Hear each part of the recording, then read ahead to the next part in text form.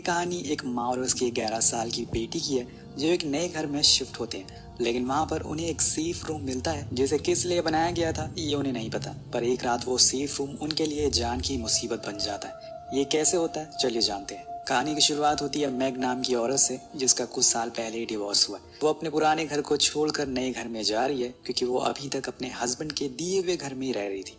आज उसने कई सारे घर देखे हैं और इस बारी उसे ब्रोकर एक मिलियनर का घर दिखाता है जो कि अब मर चुका है, लेकिन उसकी फैमिली ने यह प्रॉपर्टी सेल में लगा दी है। अब घर में घुसते ही वो घर उसे बहुत ज्यादा पसंद आता है और सबसे बड़ी बात थी कि वो साफ सुथरा था। ये चीज मैग को काफी अट्रैक्ट करती है। लेकिन तभी ब्रोकर उन्हें थर्ड फ्लोर पर बनी एक ऐसी चीज के पास ले जाता है जो मैग को सोच में डाल देती है। दरअसल ये एक बंकर था या फिर एक सेफ रूम, हम किसी भी नाम से इसे बुला सकते हैं। वो ब्रोकर बताता है कि इससे पहले वाले ओनर के पास उस जमाने में काफी पैसे हुआ करते थे, इसलिए उसने ये बनाया ताकि कभी भी कुछ खतरा आए तो वो इसका इस्तेमाल कर सके और खुद को बचा सके। वहाँ पर कई सारे टीवीज भी रखे हुए थे जिसमें पूरे घर की कैमरा रिकॉर्डिंग चल रही थी और चारों ओर मोटी स्टील की परत बनी हुई थी। इसके गेट पे ब्लू रेज भी थी जिसमें करंट दौड़ते थे। अगर किसी ने अंदर घुसने की कोशिश करी तो वो मारा जाएगा। लेकिन सबसे ज्यादा अट्रैक्ट करने वाली बात ये थी कि यहाँ पर एक ऐसा फोन था जो हमेशा चलता रहेगा। पर इस फोन को चालू करने के लिए उसे कंपनी को कहकर इसे स्टार्ट करवाना पड़ेगा। खैर अब मैं को इन सब चीजों से ज्यादा कुछ फर्क नहीं पड़ता क्योंकि उसे घर में रहना है ना कि उस लॉकर रूम में, और घर तो उसे काफी पसंद आता है इसलिए वो उसे खरीद लेती है। अपने सारे सामानों को शिफ्ट भी कर देती है। धीरे धीरे करके उसकी लाइफ नॉर्मल होना शुरू हो जाती है। लेकिन एक रात आती है जो उसकी सारी जिंदगी याद रहने वाली थी। ऐसा क्या होने वाला है ये आपको कुछ ही देर में पता चल जाएगा। कुछ दिनों बाद जब दोनों माँ बेटी सो रहे होते हैं तभी इनके घर के बाहर हम कुछ लोगों को देखते हैं जो उन्हीं के घर पर झांक रहे थे। इनमें से एक आदमी पहले तो गेट को खोलने की कोशिश करता है लेकिन खोल नहीं पाता क्योंकि अंदर से वो लॉक था। इसलिए एक आदमी जिसका नाम थॉमस होता है वो सीढ़ी लगाकर ऊपर चढ़ता है और फिर वहां जाकर बालकनी के गेट को खोल देता है और फिर अंदर आकर मेन गेट को भी खोल देता है जिससे कि सभी लोग अंदर आ जाते हैं। लेकिन इतनी देर में बर्मन जो कि इन्हीं का एक साथी था वो देखता है कि घर में माँ और बेटी भी है और उसे बताया गया था कि घर में इस टाइम कोई नहीं होगा। तभी वो माना था इस चोरी को करने के लिए। ये जानकर वो अपने साथी रॉनिन से कहता है कि मैं इस घर में चोरी नहीं करूंगा क्योंकि यहाँ पर एक फैमिली है, ऐसे लोगों को मार कर मैं चोरी नहीं करता। अब यहाँ में एक और बात पता चलती है कि जो रॉनिन असल में इस घर में रहने वाले ओनर का ग्रैंडसन होता है और उसी ने इस चोरी के प्लान को बनाया था। और अगर कोई इस घर में पहले से मौजूद होगा तो वो उसके लिए एक हिटमैन को भी लेकर आया था जो लोगों को पैसों के लिए मार देगा। पर अभी भी बर्मन तैयार नहीं होता और वो जाने लगता है क्योंकि ये सब उसे सही नहीं लग रहा था। उसके जाते हुए देखकर रॉनिन बताता है कि तुम्हें पैसे नहीं चाहिए क्या, मैं तुम्हें बता दूं कि इस घर में पूरे $3 मिलियन मिलेंगे। अब ये सुनकर वो रुक जाता है क्योंकि इस समय उसे भी पैसों की सख्त जरूरत थी। और यहाँ से असली कहानी की शुरुआत होती है। इधर जब ऊपर मैग वॉशरूम के लिए जाती है सोने से पहले वो एक बारी पैनिक रूम की लाइट को ऑन करके देखने लगती है, फिर जाकर सो जाती है। लेकिन कुछ देर बाद जब उसकी आंख खुलती है तो वो देखती है कि उसने लाइट तो ऑफ करना ही भूल गई है। लेकिन जब उसकी नजर सारे मॉनिटर पर पड़ती है जहाँ पर उसे समझ आ जाता है कि घर में 3 चोर घुस आए, इसलिए वो फौरन सारा के पास जाती है और उसे उठाकर घर के बाहर ले जाने लगती है। लेकिन इतने में रॉनिन मैग को भागते हुए देख लेता है और समझ जाता है कि उन्हें उन तीनों के बारे में पता चल चुका है। लेकिन यहाँ मैग लिफ्ट से नीचे जाने की कोशिश करती है पर तभी सारा उसे बताती है कि हमें उस रूम में जाना चाहिए, वहाँ हम सेफ रहेंगे। तो वो फौरन थर्ड फ्लोर पर पहुंचते हैं। लेकिन इतनी देर में वहाँ रॉनिन भी पहुंच चुका था। पर मैग बड़ी ही चालाकी से उसके रास्ते में एक चेयर रख देती है ताकि इतनी देर में वो रूम की ओर चली जाए, और ऐसा ही होता है। दोनों तुरंत अंदर जाते हैं और खुद को लॉक कर लेते हैं। अब दोनों माँ बेटी बहुत ही डरे हुए थे, उन्हें समझ नहीं आ रहा था कि असल में ये लोग चाहते क्या है। अब यहाँ पर रॉनिन बहुत इरिटेट होने लगता है क्योंकि वो असल में जिस रूम की तलाश में था वो वही सेफ रूम था और उसी के अंदर वो पैसे रखे हुए हैं। लेकिन ये बात अभी तक मैग को पता नहीं है। उधर अंदर सेफ रूम में मैग अपना फोन ढूंढती है लेकिन वो तो बेडरूम में ही छूट गया, इसलिए वो उस रूम में लगे हुए फोन को चेक करने लगती है लेकिन वो तो उसने ऑन ही नहीं करवाया। वही हिटमैन अपने लोगों से कहता है कि कहीं उसने पुलिस को फोन तो नहीं कर दिया, हम सब पकड़े जाएंगे। लेकिन बर्नन बताता है कि ऐसा नहीं है, उसे ऐसा करने के लिए पहले उस फोन को एक्टिवेट करना पड़ेगा जिसके लिए उसे हमारी कंपनी में कॉल करनी पड़ेगी। दरअसल जिस कंपनी में वो लॉकर है उसी कंपनी में बर्नन काम करता है और उसे उस जगह के बारे में A to Z सब कुछ पता है। लेकिन इधर दूसरी साइड मैग को एक बटन मिलती है जिसे प्रेस करने में वो घर के पूरे स्पीकर में एक साथ बोल सकती थी। तो वो उसमें बोलना शुरू करती है कि मैंने पुलिस को कॉल कर दिया है और वो कुछ ही देर में आ रही है। लेकिन यहाँ कैमरा में देखकर बर्नन उसे इशारे में कहता है कि तुम ऐसा नहीं कर सकती हो, जिसे देखकर मैग हैरान थी कि आखिर उसे ये बात कैसे पता है। इसके बाद वो स्पीकर में उनसे कहती है कि तुम्हें जो कुछ भी चाहिए वो सब ले लो और जितनी जल्दी हो सके यहाँ से चले जाओ। लेकिन यहाँ रॉनिन एक पेपर पर लिख कर उसे बताता है कि हमें जो चाहिए वो असल में उसी सेफ रूम में है, इसलिए तुम लोग बाहर आ जाओ, हम तुम्हें कुछ नहीं करेंगे। लेकिन मैग कहती है कि मैं चोरों पर भरोसा नहीं करती, तुम्हें जितनी देर खड़े रहना है खड़े रहो, मैं और मेरी बेटी यहाँ से बाहर तो नहीं आने वाले। तो रॉनिन बर्नन से पूछता है कि तुम मुझे कोई ऐसा रास्ता बताओ जहाँ से हम उस रूम में घुस सके। लेकिन वो उसे समझाता है कि ऐसा कोई रास्ता मौजूद ही नहीं है, जब तक उसे कोई अंदर से ना खोले हम अंदर नहीं जा सकते। तभी रॉनिन को एक आइडिया आता है, वो हिटमैन से कहकर उस जगह के फ्लोर को तोड़ना शुरू कर देता है जिसके ऊपर ये रूम बना हुआ था। लेकिन यहाँ बर्नन उसे फिर से समझाता है कि मैं ऐसे रूम पिछले 24 सालों से बना रहा हूँ, अगर इसमें जाना इतना आसान होता तो कोई भी इसे अपने घर पर नहीं लगवाता।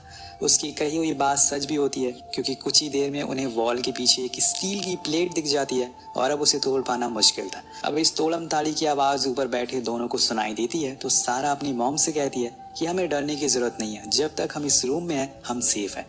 लेकिन वहाँ नीचे रॉनिन के दिमाग में एक और आइडिया आता है कि क्यों ना हम उस रूम में जाने वाली पाइप में जहरीली गैस को छोड़ दें, जिससे उन दोनों का दम घुटने की वजह से वो दोनों बाहर जरूर आएंगे।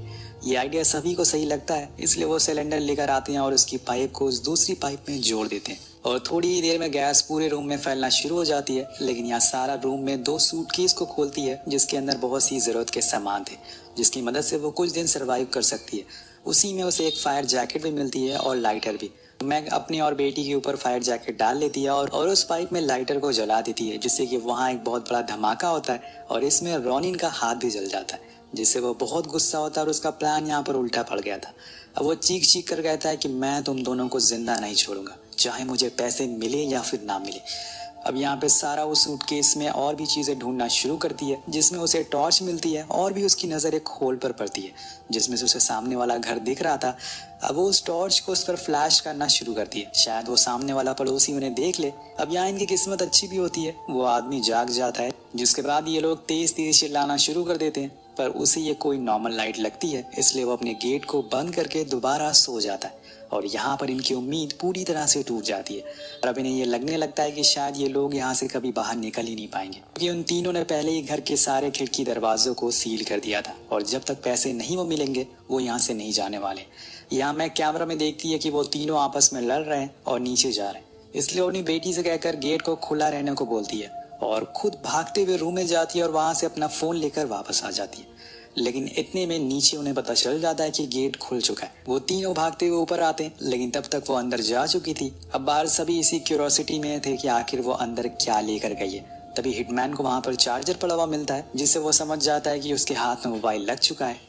अब इधर अंदर मैग तुरंत अपने एक्स हस्बैंड को कॉल लगाती, लेकिन अफसोस कि यहाँ नेटवर्क नहीं था। तभी मैग को ध्यान आता है कि अगर वो किसी दूसरे फोन की लाइन को इस मोबाइल से कनेक्ट कर दे तो वो फिर आसानी से कॉल लगा सकती है। इसलिए वो एक शाफ्ट को खोलती है और उसमें जा रही फोन लाइन को बीच से काट कर रूम में ले आती है और उस मोबाइल में लगा देती है और फौरन स्टीफन को कॉल लगाती है और बताती है कि उनके घर में कोई घुस गया। लेकिन इतनी देर में लाइन डिस्कनेक्ट हो जाती है, क्योंकि बाहर बर्नन को पता चल चुका था कि उसने किसी को फोन किया। अब इन सब चीज़ों को देखकर रॉनिन हार जाता और कहने लगता है कि अब मैं यहाँ से जा रहा हूँ।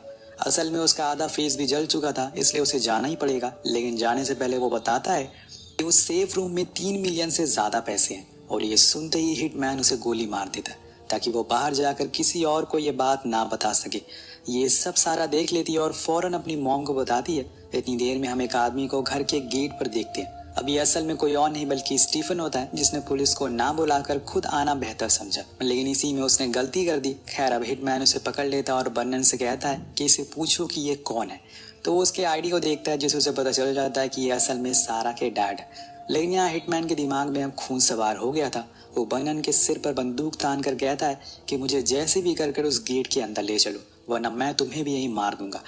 पर वो उसे बार बार समझाने की कोशिश करता है कि वहां जाने का कोई रास्ता ही नहीं है, लेकिन वो अपनी जिद पर अड़ा रहता है, जिसे तंग आकर वो कहता है कि ठीक है, मेरे पास एक आइडिया है। वो स्टीफन का आईडी कैमरा में दिखाता है, जिसे देखकर दोनों बहुत डर जाते हैं, क्योंकि अब वो स्टीफन को उनके सामने ही मारना शुरू कर देता है ताकि वो दोनों डर कर गेट से बाहर आ जाए।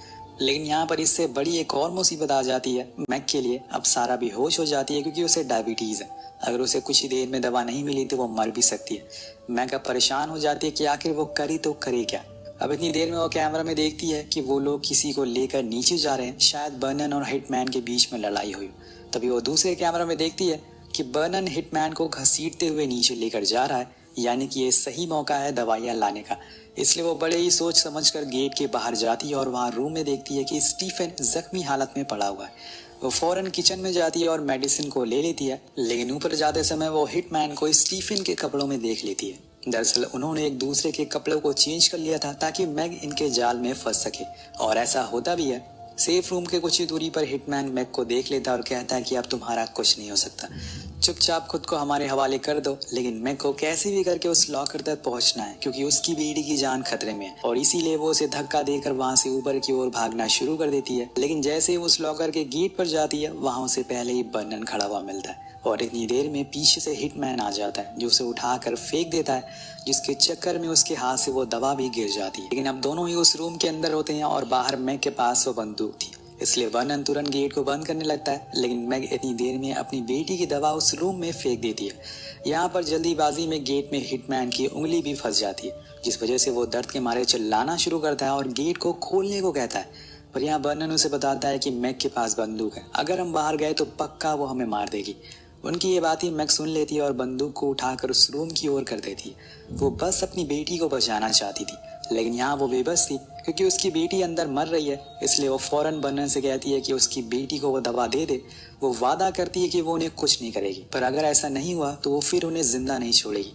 बर्नन कहता है कि ठीक है, लेकिन पहले तुम नीचे जाओ। वो नीचे चली जाती है, जिसके बाद बर्नन गेट को खोलता है ताकि हिटमैन की उंगली छूट सके, और फिर वो सारा को मेडिसिन दे देता है। उससे बताता है कि मेरी भी तुम्हारी तरह एक बेटी है, लेकिन मेरी कुछ मजबूरी है, इसलिए मैं ये कर रहा हूँ कि अगर तुमने किसी को बाहर अंदर आने दिया या फिर पुलिस को कॉल किया तो मैं तुम्हारी बेटी का वही असर करूंगा जो तुमने सोचा भी नहीं होगा। तभी अचानक से गेट पर कोई आता है, और ये कोई और नहीं बल्कि पुलिस थी, जिसे स्टीफन ने यहाँ आने से पहले ही कॉल कर दिया था। लेकिन मैग कहती है कि यहाँ पर सब कुछ ठीक है, आप लोग यहाँ से चले जाइए सर। वो ऑफिसर कहता है कि अगर तुम्हें किसी चीज़ का डर है तो हमें बस एक आंख झपकाकर इशारा कर दो। लेकिन ऐसा कुछ नहीं करती वो, क्योंकि उसे अपनी बेटी की जान बचानी है। उधर ऊपर रूम में बर्नन उस लॉकर में लगी तिजोरी को फाइनली तोड़ देता है और फिर उसके अंदर रखे नोट बैरल को निकाल लेता है, जो असल में 3 मिलियन के नहीं बल्कि $22 मिलियन के थे, जिन्हें लेकर वो बाहर आने लगते हैं। पर यहाँ उनका सामना हो जाता है स्टीफन से, जिसके साथ में बंदूक थी और निशाने पर था बर्नन। लेकिन सारा कहती है कि उन्हें मत मारो। वो कहता है कि तुम मेरी बेटी को छोड़कर यहाँ से चले जाओ। लेकिन इतनी देर में पीछे से मैग एक हथौड़ा लेकर आती है और हिटमैन के सर पर दे मारती है, जिससे वो ग्राउंड फ्लोर पर जाकर गिरता है, और यहाँ बर्नन खिड़की को तोड़कर भागने लगती है। वहाँ अंदर हिटमैन फिर से खड़ा हो जाता है और ऊपर आने लगता है। यहाँ स्टीफन उसे देख लेता है और उस पर गोलियां चलाना शुरू कर देता है, जिसकी आवाज़ बाहर बर्नन सुन लेता है, और उसे इस बात का डर था कि कहीं उस बच्ची को कुछ हो न जाए। इसलिए वो वापस अंदर जाता है और देखता है कि हिटमैन सारा को मारने ही वाला है। लेकिन इतनी देर में वो उसे गोली मार देता है, जिससे सारा की जान बच जाती है, और फिर वो उसे कहता है कि तुम्हें अब कोई परेशान नहीं करेगा, और फिर वो वहाँ से जाने लगता है। पर जैसे ही वो दीवारों को फांदता है, तभी वहाँ पुलिस आ जाती है और उसे पकड़ लेती है। उसके हाथ में जो $22 मिलियन के बैरल थे वो उन्हें छोड़ देता है, और वो हवा में उड़कर कहीं और चले जाते हैं। अब यहाँ उसने सबकी जान बचाने की कोशिश करी, लेकिन ऑफिसर उसे पकड़ लेते हैं। हालांकि वो अच्छा इंसान था, लेकिन पैसों की तलब किसी भी अच्छे इंसान को बुरा बना सकती है, और यहाँ बर्नन के साथ भी यही हुआ था। अब 2 हफ्ते बाद का समय दिखाया जाता है, जहाँ पर हम माँ और बेटी को देखते हैं जो नए घर की तलाश में अब दोबारा से लग गए हैं, जिसमें कोई ऐसी बंकर वाली चीज ना हो। इसी के साथ ये कहानी यही खत्म हो जाती है। आपको कहानी कैसी लगी नीचे कमेंट करके जरूर बताएगा। मिलते हैं अगली वीडियो में। पीस।